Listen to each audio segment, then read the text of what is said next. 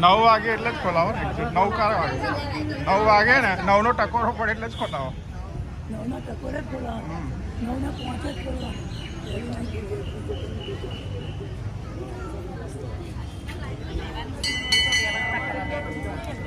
એને વ્યવસ્થા કરવાની એટલે ત્યાં જઈએ કે પછી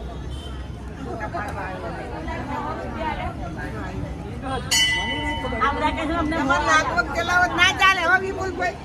એ તો